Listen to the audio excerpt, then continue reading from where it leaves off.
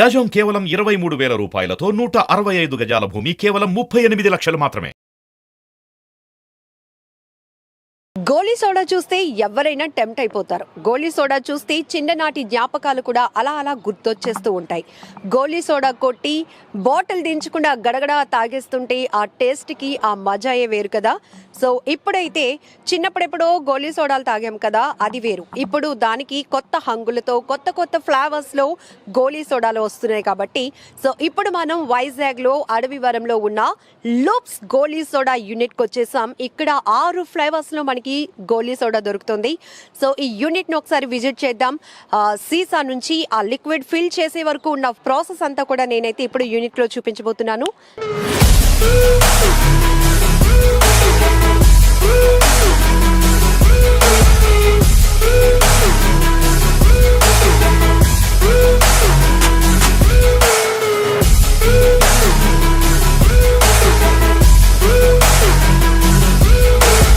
So loops Goli soda one of the partner Chanakya గారు మనతో పాటు ఉన్నారు.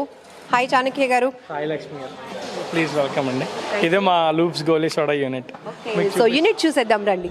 ఈ యూనిట్ లో జరుగుతున్న ప్రాసెస్ అంతా ఇప్పుడు మనకి చాణక్య గారు ఎక్స్ప్లెయిన్ చేస్తారు. సో స్టార్టింగ్ ఎక్కడి నుంచి అండి?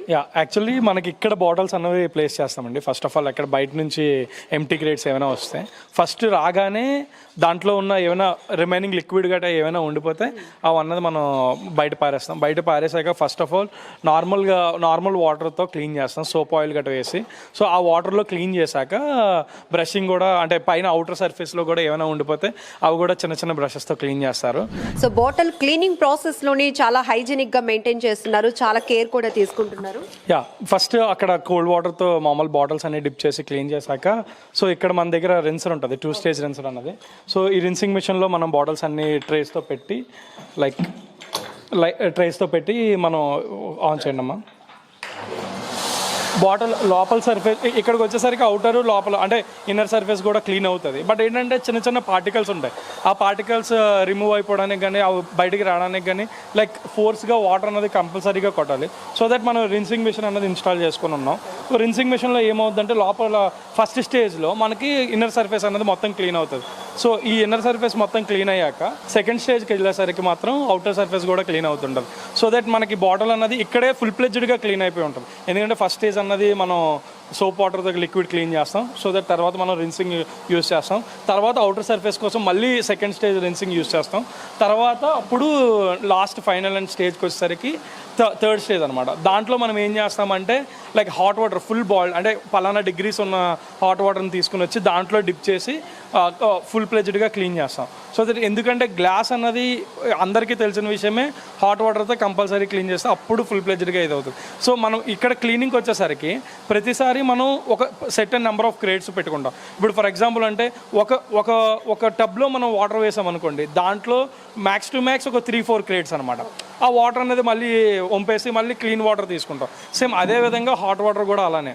సో 3 to 4 క్రేట్స్ యూస్ చేస్తాం. తర్వాత మళ్ళీ ఫ్రెష్ వాటర్ తీసుకుంటాం. సో దట్ అలాగే ఎప్పటికప్పుడు క్లీనింగ్ అన్నది యూజ్డ్ వాటర్తో కాకుండా ఎప్పటికప్పుడు క్లీన్ వాటర్తో అన్నది ఇక్కడ రిన్సింగ్ కానీ వాషింగ్ కానీ ఇవన్నీ ఎప్పటికప్పుడు క్లీన్ అవుతూ ఉంటాయి అన్నమాట. సో బాటిల్ క్లీనింగ్ ప్రాసెస్ అన్నది స్టార్టింగ్ అనమాట. నెక్స్ట్ మనకి క్లీనింగ్ నెక్స్ట్ స్టేజ్ అయ్యాక third and fourth and final stage వచ్చేసరికి స్టెరిలైజేషన్ అనమాట. స్టెరిలైజేషన్లో మనం బాటిల్స్ అన్ని ప్లేస్ చేశాక అట్లీస్ట్ 4 minutes అంటూ ఉంచుతాం.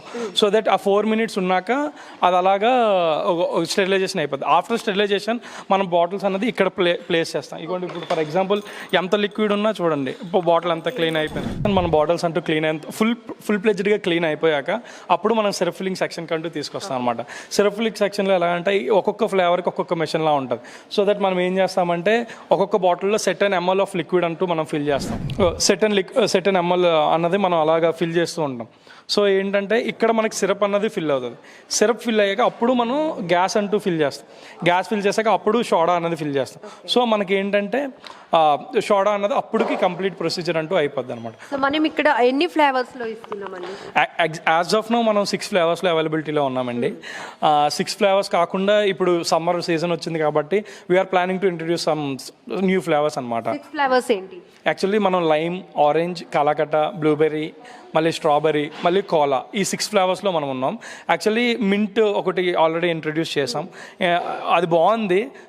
కానీ దానికంటూ మేము కొన్ని R&D అన్నీ చేసి మాకు ఫుల్ ప్లెజ్డ్కి ఇది అనిపించాక అప్పుడు మింట్ అనేది మేము ఇంట్రడ్యూస్ చేయాలనుకుంటున్నామండి. ఓకే.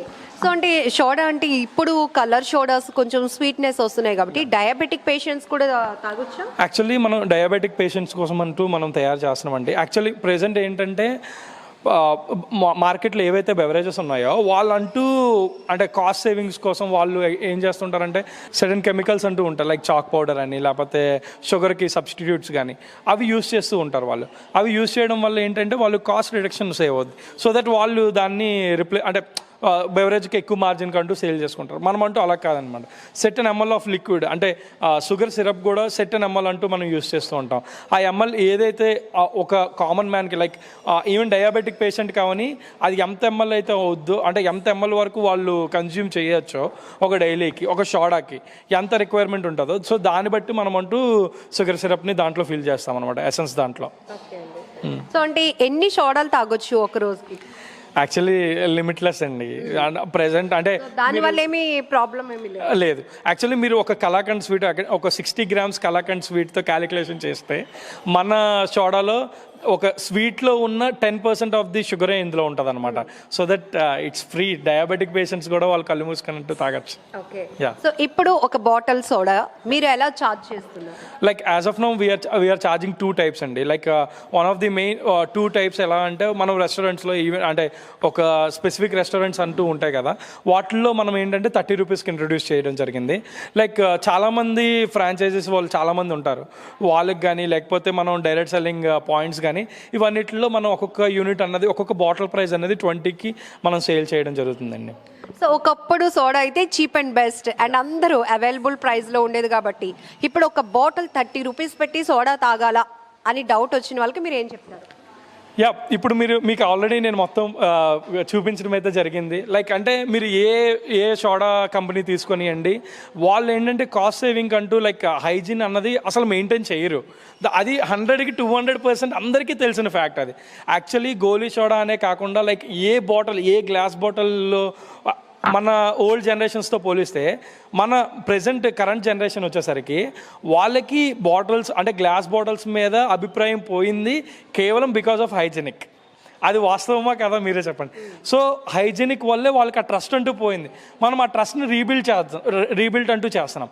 ఇంకోటి ఏంటంటే ఇప్పుడు బెవరేజెస్ ప్రతి బెవరేజ్ మీద ప్రతి సాఫ్ట్ డ్రింక్ మీద ఇట్ ఈస్ అంటే లైక్ ఆల్కహాల్ మీద మద్యపానం నిషేధం అంటూ ఎలా రాస్తారో ఒక సాఫ్ట్ డ్రింక్ మీద కూడా అలానే రాయడం జరుగుతుంది. అయినా సరే ఏంటంటే వాళ్ళకి తెలిసినా సరే వాళ్ళు కన్స్యూమ్ చేయడం అంటూ జరుగుతుంది. సో మనం దానికి ధీటుగా మనం వెళ్తున్నాం అనమాట. ఈవెన్ మేము ప్రోడక్ట్ లాంచ్ చేసినప్పుడు కూడా మేము ఒకటే ఫిక్స్ అయ్యాం, లైక్ మన ప్రోడక్ట్ వచ్చేసరికి ఈవెన్ మన చిల్డ్రన్ కానీ ఎవరమని అండి వాళ్ళు ధైర్యంగా తాగాలి. మనం ప్రోడక్ట్ లాంచ్ చేసే దాని మీద వాళ్ళకంటూ లైక్ 0.01% కూడా ఎటువంటి హాని అంటూ జరగకూడదు అలాగనేసి మనం ఇంట్రడ్యూస్ చేయడం జరిగింది. లైక్ ఇప్పుడు ప్రాసెస్కి వచ్చేసరికి లైక్ చాలామంది టెన్యూర్ ఆఫ్ ది ప్రోడక్ట్ పెరగడానికంటూ ప్రిజర్వేటివ్స్ యాడ్ చేస్తూ ఉంటారు, like after mixing preservatives add చేస్తూ ఉంటారు. బట్ మనం అలా కాదు, మనం ప్రిజర్వేటివ్స్ అసలు కాన్సెప్టే లేదనమాట. సో మనం ఏం చేస్తామంటే షుగర్ సిరప్ ఫిల్ చేస్తాం. షుగర్ సిరప్ కూడా అది కూడా ఒక సెట్ అండ్ మిషన్లో మిక్స్ అయ్యాక షుగర్ సిరప్ అంటూ వస్తుంది. దాంట్లో మనం ప్రిజర్వేటివ్స్ యాడ్ చేయం. మళ్ళీ ఎసెన్స్ కూడా లైక్ మన ఓన్ ఎసెన్సెస్ అనమాట.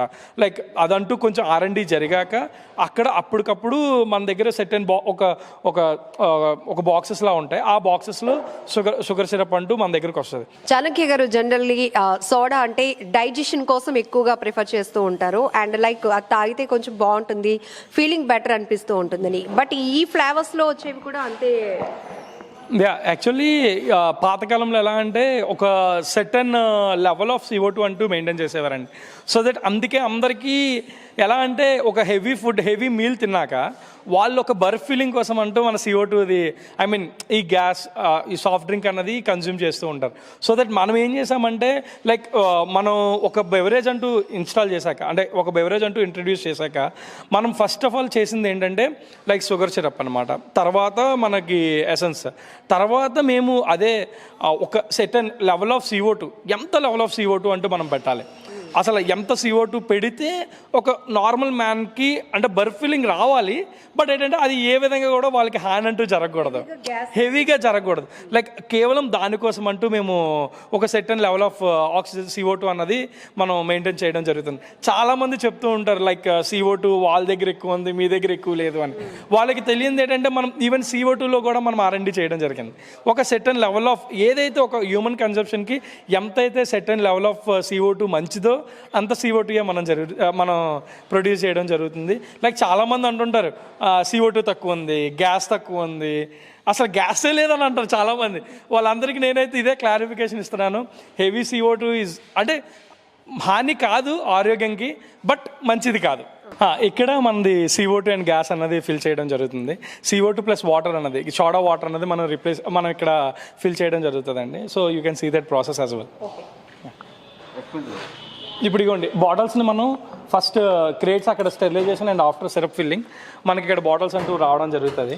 సో ఆ బాటిల్స్ని మనం మిషన్లో ఇలా పెట్టాలన్నమాట.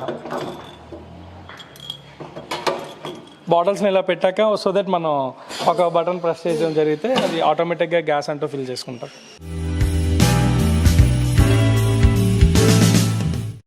ఇదిగోండి ఇప్పుడు మనది CO2 ప్లస్ వాటర్ అంటే gas water soda water fill చేశాక ఇది మన అవుట్పుట్ అండి. ఇది మన గోలీ soda, లూబ్స్ Goli soda. You can like నేను చేత్తో కొడతానండి, మజా ఉంటుంది. ఇప్పుడైతే అందరూ చిన్నపిల్లలు కాబట్టి గోళీలు కొట్టలేక ఓపెనర్స్ అంటూ యూజ్ చేస్తున్నారు. ఫ్రెష్గా సో ఎంటీ బాటిల్ నుంచి లిక్విడ్ ఫిల్ అయ్యి సోడా రెడీ అయిన వరకు ఉన్న ప్రాసెస్ చూసాం కదా. So thank you so much అండి.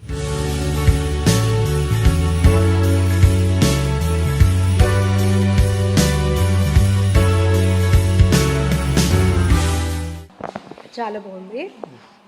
అండ్ మీరు చెప్పినట్టు CO2 ఎక్కువైతే ఈ పాటికి నాకు తేనుపులు వచ్చేసింది అనమాట. బట్ చాలా కంఫర్ట్గా ఉంది, వెరీ టేస్టీ కూడా.